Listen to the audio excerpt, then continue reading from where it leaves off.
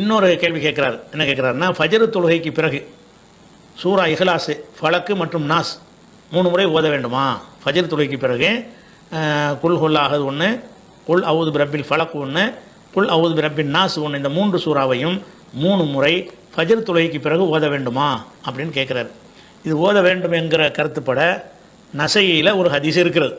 அமரணி, இது உக்குபா பின் ஆமீர் அறிவிக்கிறாரு. அமரணி ரசூலுல்லாஹி ஸல்லல்லாஹு அலைஹி வஸல்லம், ரசூலுல்லாஹ் எனக்கு உத்தரவிட்டார்கள், அன் அக்ரால் முஅவ்விதாத். முஅவ்விதாத்னா பாதுகாப்பு கவசம்னு அர்த்தம். 3 சூறாவுக்கும் பேர் அது. 3 சூறா, ஃபலக்கு நாசு இஹ்லாஸ் இருக்குல்ல, அந்த 3 சூறாவையும் சேர்த்து சொல்லும்போது முஅவ்விதாத்னு சொல்லுவாங்க. ஃபலக்கு நாசம் மட்டும் சொல்லும்போது முஅவ்விதத் தைனின்னு சொல்லுவாங்க. அப்போ முஅவ்விதாத்னா 3 சூறாவுக்கும் உள்ள கூட்டு பேர் அது. அந்த 3 சூறாக்களையும் ஓதுமாறு ரசூலுல்லாஹ் கட்டளையிட்டார்கள். துபுர குல்லி சலாத்தின், ஒவ்வொரு தொழுகைக்கு பிறகும் இந்த 3 சூறாவை சுபுக்கு பின்னிட்டு அவர் கேட்டிருக்காரு. ஆனால் அந்த காட்டுற ஹதீஸில் என்ன வருதுன்னு கேட்டால், ஒவ்வொரு தொழுகைக்கு பிறகு இதை ஓதணும் என்று வருகிறது. இந்த ஹதீஸில் அறிவிக்கிற ஆள் ஹுனைன் இப்னு அபி ஹக்கீம் என்பவர் அறிவிக்கிறார்.